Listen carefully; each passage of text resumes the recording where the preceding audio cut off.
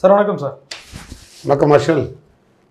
எடப்பாடி பழனிசாமி அவர்கள் இன்றைக்கு ஆளுநரை சந்தித்திருக்கிறார். இன்றைக்கும் சட்டமன்றத்திற்கு கடுப்பு உடை அணிந்து சென்று வெளியேற்றப்பட்டு நேரடியாக போய் ஆளுநரை சந்தித்து புகார் கொடுத்துட்டு வந்திருக்காங்க. கள்ளச்சாராய விவகாரம் தொடர்பாக எப்படி பார்க்குறீங்க? அவரை என்ன மாதிரி புகார் கொடுத்தாருன்னு நீங்கள் பார்த்தீங்க. ஏன்னா இது ரொம்ப ஈஸியாக போயிடுது. அவர் ஏதோ ஒரு குரூப்பை கூட்டிகிட்டு போய் நேராக கவர்னரை பார்த்து மனு கொடுத்தாருன்னா என்ன மனு கொடுத்தாரு? அண்ணாமலை எங்கள் மேலே கொடுக்காத மனுவா? பொட்டி பொட்டியாக கொண்டு கொடுத்தாரு. ஆளுநர் என்னத்தை நடவடிக்கை எடுத்தார்? என்ன இருந்தது நடவடிக்கை எடுக்கிறதுக்கு? நான் கேட்குறது, அண்ணாமலை கொடுக்காத பொட்டியை விடவா எடப்பாடி கொடுத்துட்டு போகிறாரு. ஒருவேளை அண்ணாமலைக்கு வேணால் வாங்கி பழக்கப்பட்டிருக்கலாம். ஆனால் எடப்பாடி கொடுத்தே பழக்கப்பட்ட ஒரு தலைவன் தான், அதில் மாற்றுக்கிறது இல்லை. ஏன்னா எடப்பாடி யாருன்னே தெரியாது. அந்த அம்மா சசிகலாவுக்கு கரெக்டாக கமிஷன் வாங்கி கொடுக்குற பவர்ஃபுல் ஏஜெண்ட் அவர். அதனால் இது அவர் எடப்பாடிக்கு பேர் கமிஷன் ஏஜெண்ட்டு தான். அதனால் அவர் கரெக்டான ஏஜெண்ட்டு, பணம் கொடுக்கறதில்ல. வேணால் அண்ணாமலை ஐபிஎஸ்ஸாக இருக்கும்போது வாங்கி பழக்கப்பட்டிருப்பார். அதில் அண்ணாமலை கொடுத்ததுக்கும் இப்போ எடப்பாடி கொடுக்குறதுக்கும் வித்தியாசம் வேணா இருக்கலாம். பட் இந்த கவர்னர் எந்த மனுவை வாங்கி சுய பரிசோதனை செஞ்சார்? அதில் என்ன இருக்குது? அவர் என்னத்தை படிச்சுட்டு என்ன இது வரைக்கும் ஆய்வு பண்ணியிருக்காரு? அவர் தான் திருவள்ளுவருக்கு காவி சட்டை எப்படி போடுறது, காந்திக்கு எப்படி பூநூல் போடுறது, புரியுதா இல்லையா, அம்பேத்கருக்கு எப்படி பூநூல் போடுறது, இந்த வேலையில் தானே அவர் இருக்கார்.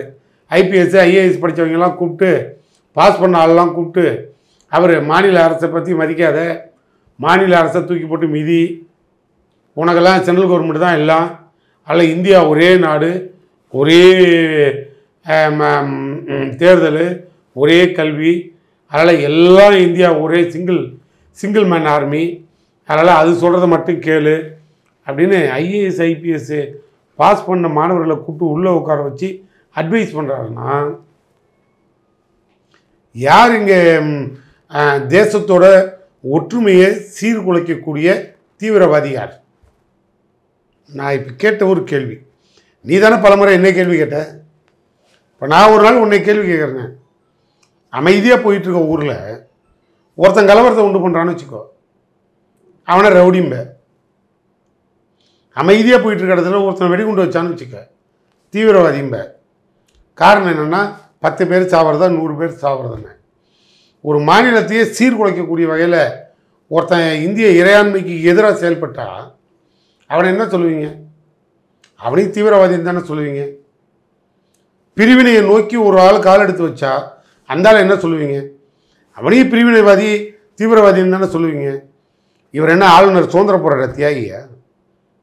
இப்போ தமிழ்நாடு அடிமை தேசமாக இருக்குது, இவர் இந்தியாவை எடுத்து சுதந்திரத்துக்காக தமிழ்நாடு விடுதலைக்காக போராடுறாரு. இப்போ என்ன நான் கேட்ட கேள்வி உனக்கு புரிஞ்சுது? அப்போ ஆளுநர் என்ன வேலை பார்த்துட்ருக்காரு? தமிழ்நாடு அமைதியாக இருக்குது, இது அமைதியான பூமி இல்லைன்னு சொல்கிறதுக்கு ஒரு ஆளுநர் தேவையா? இல்லை இந்த ஆளுநரோட எண்ணம் என்ன? நான் சொல்கிறேன், இந்திய இறையாண்மைக்கு எதிரான ஒரே ஒரு ஆள் இவர் தான். நாங்கள் மாநில சுயாட்சி மத்தியில் கூட்டாட்சி தத்துவத்துக்கு உடன்பட்டு தான் இந்த எங்கள் முதல்வர் நடவடிக்கை இருக்குது. கொடுக்குற மசோதா எல்லாத்துலேயுமே கையெழுத்து போடுங்கன்னு 1க்கு 10 தட்டி வந்து கேட்குறோம், உன்னை கூட்டிகிட்டு போய் உட்கார வைக்கிறோம். ஆனால் நீ என்ன பண்ணுற? எவன் பூநூலை அறுத்தானோ அவனூல் எல்லாத்தையும் கூப்பிட்டு பூநூல் போட்டு விட்டுக்கிட்டுருக்க. அப்போ என்ன அர்த்தம்? பூநூலை வளர்க்குறது தான் உன் அர்த்தமா? பூநூலை மீண்டும் திணிக்கிறது தான் உன்னோட வேலையா? அதனால தான் நான் சொன்னேன், இங்கே ஆளுநர் இல்லை, அவர் ஒரு தீவிரவாதின்னு சொன்னேன். அந்த தீவிரவாதிக்கிட்டே இந்த தியாகிகள் போய் மனு கொடுத்து எதில் கொண்டு போடுறது சொல்லு? பின்னால் ஏதாவது பொட்டி வச்சுருப்பாங்க, அதில் போட்டு போக சொல்லு. உள்துறை அமைச்சகத்துக்கு ரிப்போர்ட் அனுப்பிட்டா என்ன பண்ணுவீங்க?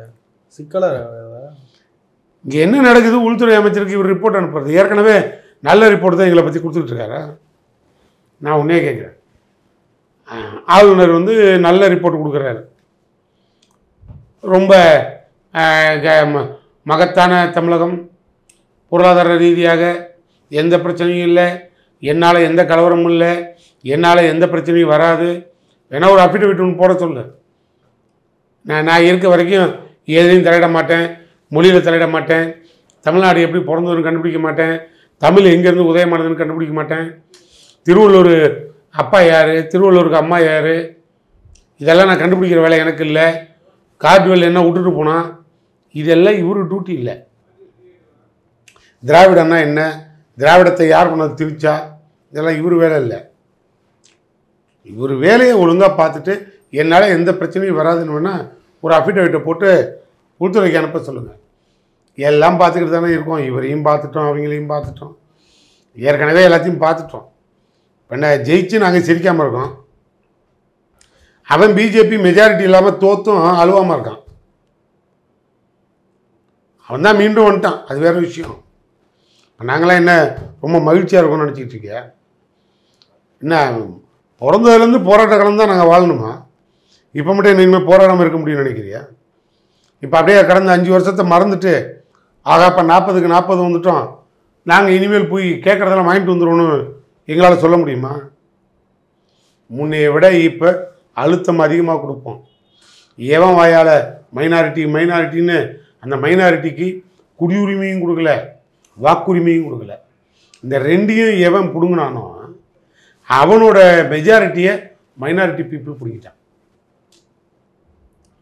பிஜேபியோட மெஜாரிட்டியை மைனாரிட்டி பீப்புள் டோட்டலாக பிடிக்கிட்டான். அதனால தான் மைனாரிட்டி கவர்மெண்ட்டுன்னு முத்திரை குத்தி உட்கார வச்சுட்டாங்க. அதனால் இப்போ நாங்கள் ரொம்ப நிம்மதியாக இங்கே மீண்டும் ரொம்ப தெளிவாக ஆட்சியில் இருக்கோம்லாம் கனவு காண வேணாம். எங்களுக்கு தலையெழுத்து போராட்ட குணம் தான். தமிழனோட பிறவி போராளி தான். அதனால் நாங்கள் போராட எனி டைம் ரெடி தான். என்ன முன்ன 39 இப்போ 40 அவ்வளோதான். ஆனால் அவன் நிலைமை என்னன்னு பாரு, நினச்சா 6 மாதத்தில் ஆளை மாற்றிடுவோம். அதனால் இனிமேல் உங்கள் ஆட்டம்லாம் காட்ட முடியாது. எதா ஆகும்னா யாழ் பார்லிமெண்ட்டில் உட்காந்துட்டு நிதிஷ்குமார் போனை போடுன்றான். அதனால் இப்போ நாயுடை கூப்பிடுன்றோம் அடுத்த ஃபோனில். நாங்களும் 2 நாயுடு அனுப்பியிருக்கோம். அதனால் இனிமேல் உங்கள் ஆட்டம் அதிகமாக ஓடாது. அதில் உயர உருவத்துக்கு நாங்கள் ரெடியாக இருக்கோம். நாயுடு ஃபோன் அடித்து பேசிட்டு தான் இருக்கோம். கொஞ்சம் பயத்தோடு இருப்பாங்க, நாங்கள் மீண்டும் அதே போராட்ட காலத்தோடு இருப்போம். இவ்வளோதான் வித்தியாசம். வேறு ஒன்றும் பெரிய மாற்றமே வரல. மாற்றம் எங்கேருந்து வரணும்னா, இங்கே தமிழ்நாடு மக்களுக்கு கொடுத்த எங்கள் முதல்வர் கொடுத்த விழிப்புணர்வு, அமைச்சர் உதயநிதி கொடுத்த சனாதனத்தை விளக்கம், இது எல்லாம் கொண்டு நார்த்தில் திணிக்கணும். அங்க திணிச்சோம் அங்க திணிச்சிருந்தா இப்ப இந்த பிரச்சனைக்கே வேலை இல்லாமல் போயிருக்கும். கள்ளச்சாராய விவகாரம் தொடர்பாக புகார் கொடுத்துட்டு வெளில வந்து சிபிஐ விசாரணை வேணும்ன்றாரு. எதுக்கு சிபிஐ கேட்குறாரு? என்ன இப்போ இவர் கண்டுபிடிச்சிட்டாரு சிபிஐ கண்டுபிடிக்கிறதுக்கு? இவர் தமிழ்நாடு போலீஸ், இவர் முதலமைச்சர் வந்தவர் தானே, இவருக்கு ஸ்டேட் போலீஸ் மேலே நம்பிக்கை இல்லையா? சரி, அது கூட பரவாயில்ல. சிபிசிஐடி மேலே நம்பிக்கை இல்லை. இவர் மேலே ஒரு வழக்கு போட்டு எங்கள் அமைச்சரோட ஆர்எஸ் பாரதி சொன்னார்ல, அதுக்கு எதுக்கு போய் சுப்ரீம் கோர்ட்டில் ஸ்டே வாங்கினார்? அப்போ அதுக்கு அர்த்தம் என்ன? சிபிஐ விசாரிக்கக்கூடாதுன்னு தானே ஸ்டே வாங்கினார். இப்போ எதுக்கு சிபிஐ விசாரிக்கணும்னு இவர் கேள்வி கேட்குறாரு. நான் இன்னும் ஓப்பனாகவே சொல்கிறேன், நான் தெளிவாக இருக்கேன். சிபிஐ விசாரிக்கட்டும்ங்கிறேன். அது எங்கே வேணாலும் போட்டு சிபிஐ விசாரிக்கட்டும். விசாரித்தா எவன் உள்ளே போவான் தெரியுமா? விசாரித்தா நல்லா தெரியும்.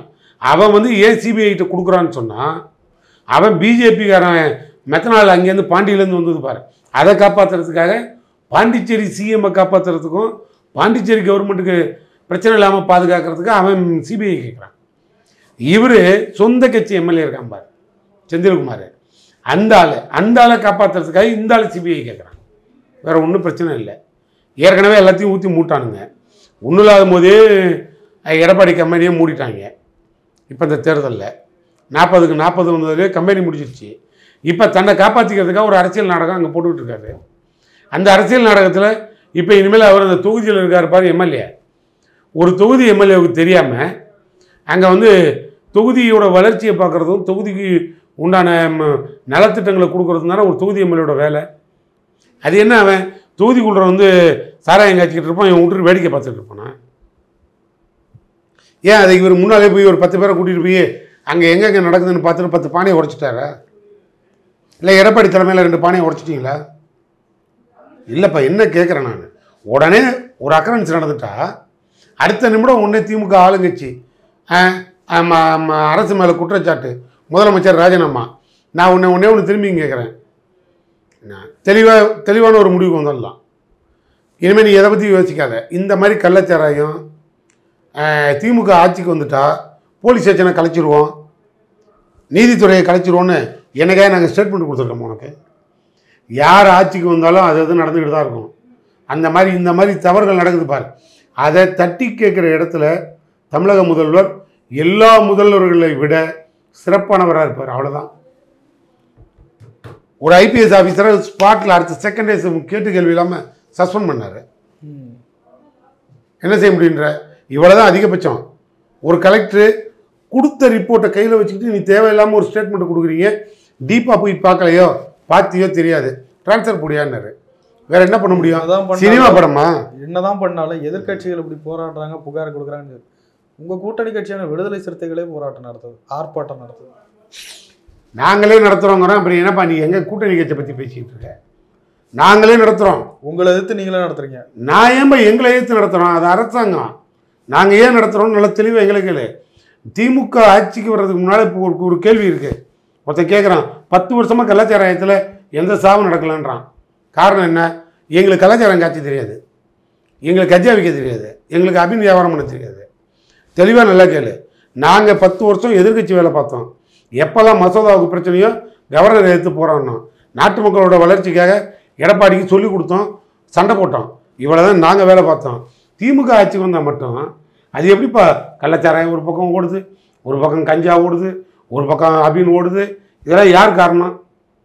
எங்களுக்கு திமுக காரணம் எவ்வளோ பேர் கைது பண்ணி கொடுத்து காட்டியிருக்கீங்க. வேறு யாரும் காரணம் இல்லை. வேலை இல்லாத எடப்பாடியும் பிஜேபியும் இவங்களோட அட்டூழியம் தான். அத்தனை ரபடியும் முடிச்சுட்டு வந்து பிஜேபியில் சேர்த்திங்க. கள்ளச்சாராயம் காய்ச்சிறவன், கஞ்சா விற்கிறவன், போதை மருந்து கடத்துறவன், பொம்பளையை தேடி பிடிச்சிட்டு கற்பழிக்கிறவன், ஒட்டுமொத்த பயிலும் பிஜேபியில் தானே இருக்கான். அப்போ அதிமுகவில் யார் இருக்கா? இப்போ இவங்க இப்போ கைது பண்ணது யார்? என்ன கக்கனையை கைது பண்ணோம்? ஏப்பா கடுக்க வியாபாரம் பண்ணவனை தானேப்பா சேலத்தில் போய் கைது பண்ணிட்டு வரான். எடப்பாடி ஊருக்கு பக்கத்து ஊருக்காரன் தான் அவன். அவனை தான் இப்போ மெயின் அக்யூஸ்டாக பிடிச்சிருக்கோம். அப்போ அதிமுககாரன்.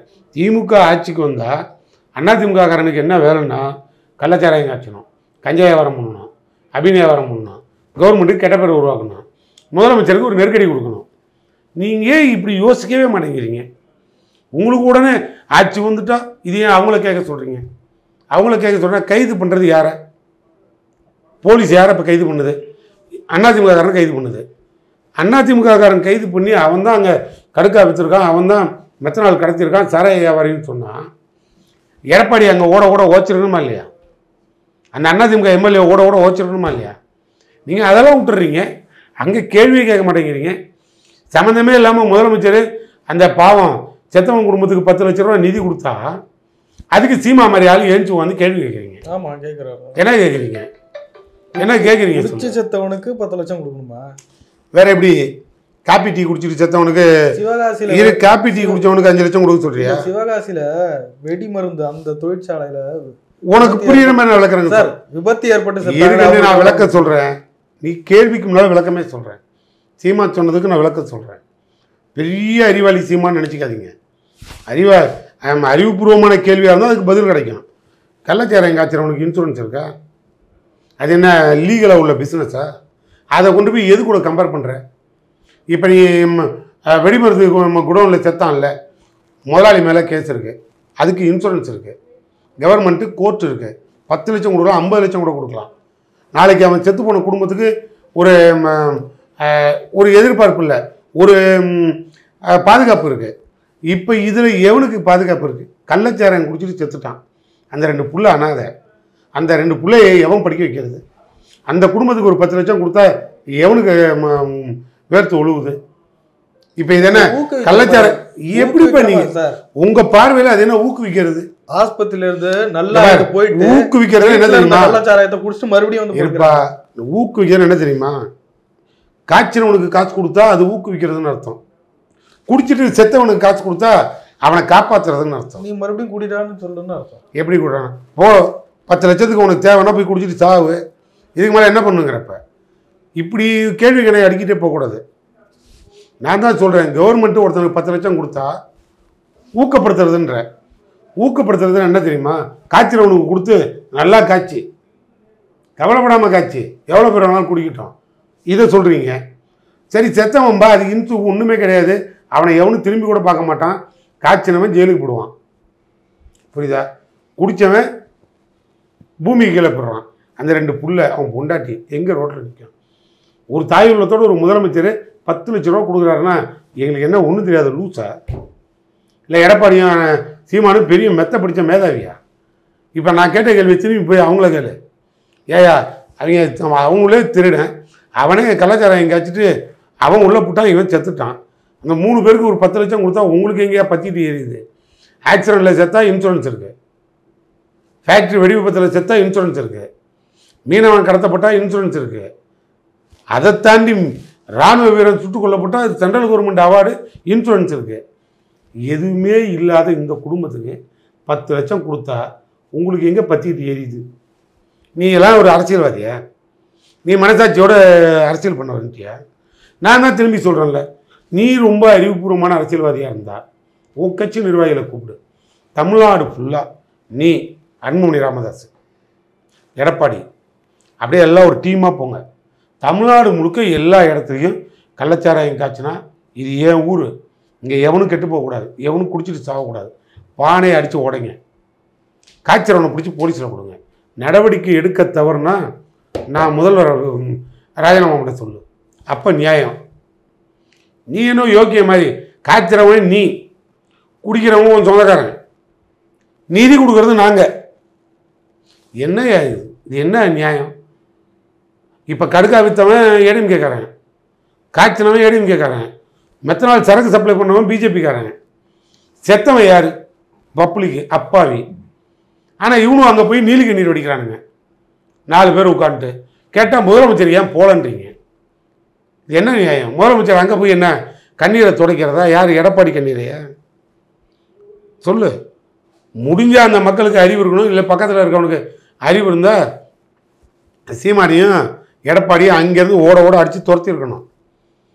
அந்த விழிப்புணர்வு கூட இன்னும் தமிழ் மக்களுக்கு வரல. இதுதான் தமிழ்நாடு. எவனால் நம்ம செத்தோன்னு தெரியாமல் அவனே வந்து பார்த்துட்டு நமக்கு ஒரு கவர் கொடுக்குறான். அந்த கவரை வாங்கி கையில் வச்சுக்கிட்டு மல்லாக்கப்படுத்திட்டு போகிற சாமி அப்படின்னு சினிமா நடிகன் காலில் விழுது. என்ன பண்ண சொல்கிறேன்? அவன் 100 சிகரெட்டை ஊதிக்கிட்டு 4 பாட்டில் குடிக்க கற்றுக் கொடுத்துக்கிட்டு இருக்கான். அவன் காலில் விழுந்து எழுந்திருக்கிறீங்க. இந்த மாதிரி என்னைக்கு உங்களுக்கு அறிவுபூர்வமான அறிவு வருதோ அன்னைக்கு தான் நீங்களாம் விழிப்புணர்வோடு வெளிப்படுவீங்க. அது வரைக்கும் இந்த அப்பாவி அடித்தட்டு மக்களை காப்பாற்ற முடியாது. இவங்கள மாதிரி அரசியல்வாதிகளாம் விளையாண்டுக்கிட்டு தான் இருப்பான். தேசிய அரசியலை பொறுத்த ஒரு கேள்வி, சபாநாயகர் தேர்தலுக்கு வரலாற்றிலே முதல் முறையாக தேர்தல் நடக்கிறது. இந்தியா கூட்டணி சார்பில் ஒரு போட்டியிடுகிறார் ஓஎம் பிர்லாவை எதிர்த்து. இதனால் அந்த ஒரு முடிவு எப்படி புரிஞ்சுக்கிறது? ஜனநாயகம் இப்போ தான் கொஞ்சம் மலருதுன்னு புரிஞ்சுக்கிங்க. அந்த அளவுக்காவது இப்போ நாங்கள் வந்துட்டோமேனு புரிஞ்சுக்கிங்க. ஆதிக்க சக்தியாக இருக்கிற அவன் உயர கொஞ்சம் பிடிங்கிட்டோன்னு நினச்சிக்கோங்க. இவ்வளோ தானே. இப்போ பார்த்தியா, எதிர்கொண்டு நீ 240, நானும் 240. புரியுதா இல்லையா? இங்கே பாரு, நீ 240, நானும் 240. நடுவில் 2 பேருக்கு நடுவில் நிதிஷ்குமாரும் சந்திரபாபு நாயுடும். இவ்வளோதான். ஒரு டிரைவரை பிடிச்சி எங்கள் வண்டியை ஓட்ட விட்டோன்னு வச்சுக்க, உன் பஸ்ஸுக்கு வந்துடும், ஆட்சிக்கு வந்துடும். அதனால் அது ஆயுள் இல்லாத ஆட்சி. அதுதான் முன்னால் ஆரம்பிக்கும் போது சொன்னேன், மைனாரிட்டி கவர்மெண்ட்டுன்னு. அதனால் இது ஜனநாயகம். இப்போ இனிமேல் தான் அது ஜனநாயகத்தின்னா என்னன்னு மோடிக்கு கற்றுக் கொடுக்க போகிறோம். அதனால் இனிமேல் பார்லிமெண்ட் எப்படி நடக்கணும், என்ன சட்டம் கொண்டு வந்தால் அந்த சட்டத்துக்கு எப்படி விவாதம் நடத்தணும், அந்த பார்லிமெண்ட்டில் நிலைக்குழு என்ன இருக்குது, விவாதம்னா என்ன, இதெல்லாம் இனிமேல் சொல்லிக் கொடுப்போம். மோடி இனிமேல் உலக நாடெல்லாம் பறந்துட்டு ஆர்எஸ்எஸ் எப்போ லெட்ரு கொடுக்குதோ அப்போ தான் அங்கே வரணும்லாம் கிடையாது. இனிமேல் மோடி ஆட்சி நடத்துகிறாரா ஆர்எஸ்எஸ் தான் ஆட்சி நடத்துதான்னு இப்போ இனிமேல் எதிர்கட்சி தான் முடிவெடுக்கும். அதனால தான் இது ஜனநாயக ரீதியாக சபாநாயகர் தேர்தல் நடக்குது. பொறுத்திருந்து பாரு, நிறைய விஷயம் வெளில வரும். நிறைய விஷயங்களை பயன்படுத்தி நான்